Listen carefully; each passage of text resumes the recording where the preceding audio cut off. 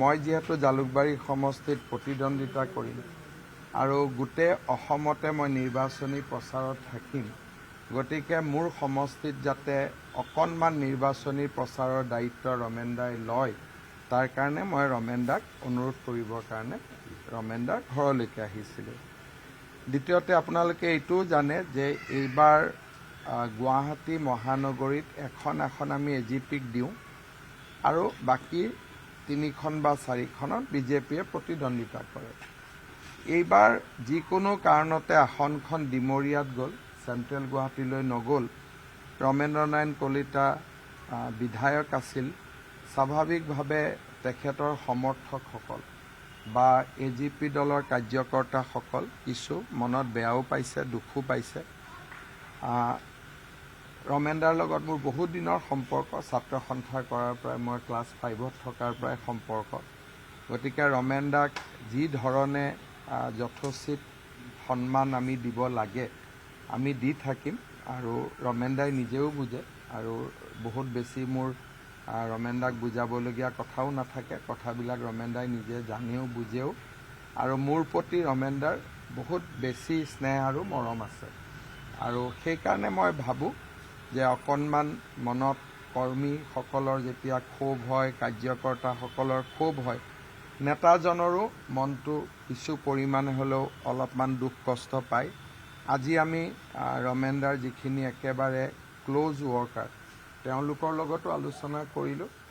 যি দুখ আছিল তাক পাহৰি আমি অহাকালিৰ পৰা সকলোৱে একেলগে বিজেপি আৰু মিত্ৰ দলৰ কাৰণে আমি কাম কৰিম, তেনেকৈ কথা পাতিলোঁ। আৰু ৰমেন দাক সদায় বিজেপি এজিপি দুয়োটা দলে সদায় যথোচিত সন্মান দি যাব। আপুনি বিচৰা বাতৰি পাব কেৱল নিউজ 18 এপত। নিউজ 18 এপ ডাউনলোড কৰিবলৈ স্কেন কৰক এই QR কোড। গুগল প্লে ষ্টৰতো পাব এই নিউজ 18 এপ। মই যিহেতু জালুকবাৰী সমষ্টিত প্ৰতিদ্বন্দ্বিতা কৰিম আৰু গোটেই অসমতে মই নিৰ্বাচনী প্ৰচাৰত থাকিম, গতিকে মোৰ সমষ্টিত যাতে অকণমান নিৰ্বাচনী প্ৰচাৰৰ দায়িত্ব ৰমেন দাই লয়, তাৰ কাৰণে মই ৰমেন দাক অনুৰোধ কৰিবৰ কাৰণে ৰমেন দাৰ ঘৰলৈকে আহিছিলোঁ। দ্বিতীয়তে আপোনালোকে এইটোও জানে যে এইবাৰ গুৱাহাটী মহানগৰীত এখন আমি এজিপিক দিওঁ আৰু বাকী 3খন বা 4খনত বিজেপিয়ে প্ৰতিদ্বন্দ্বিতা কৰে। এইবাৰ যিকোনো কাৰণতে আসনখন ডিমৰীয়াত গ'ল, চেণ্ট্ৰেল গুৱাহাটীলৈ নগ'ল। ৰমেন্দ্ৰ নাৰায়ণ কলিতা বিধায়ক আছিল। স্বাভাৱিকভাৱে তেখেতৰ সমৰ্থকসকল বা এজিপি দলৰ কাৰ্যকৰ্তাসকল কিছু মনত বেয়াও পাইছে, দুখো পাইছে। ৰমেন দাৰ লগত মোৰ বহুত দিনৰ সম্পৰ্ক, ছাত্ৰ সন্থাৰ কৰাৰ পৰাই মই ক্লাছ 5ত থকাৰ পৰাই সম্পৰ্ক।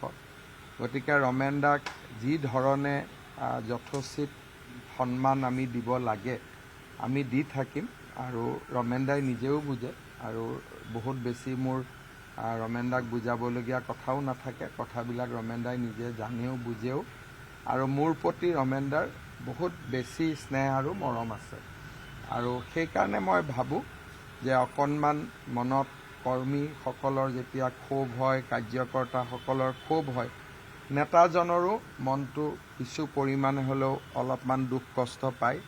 আজি আমি ৰমেন দাৰ যিখিনি একেবাৰে ক্ল'জ ৱৰ্কাৰ তেওঁলোকৰ লগতো আলোচনা কৰিলোঁ। যি দুখ আছিল তাক পাহৰি আমি অহাকালিৰ পৰা সকলোৱে একেলগে বিজেপি আৰু মিত্ৰ দলৰ কাৰণে আমি কাম কৰিম, তেনেকৈ কথা পাতিলোঁ। আৰু ৰমেন দাক সদায় বিজেপি এজিপি দুয়োটা দলে সদায় যথোচিত সন্মান দি যাব। আপুনি বিচৰা বাতৰি পাব কেৱল নিউজ 18 এপত। নিউজ 18 এপ ডাউনলোড কৰিবলৈ স্কেন কৰক এই QR কোড। গুগল প্লে ষ্টৰতো পাব এই নিউজ 18 এপ।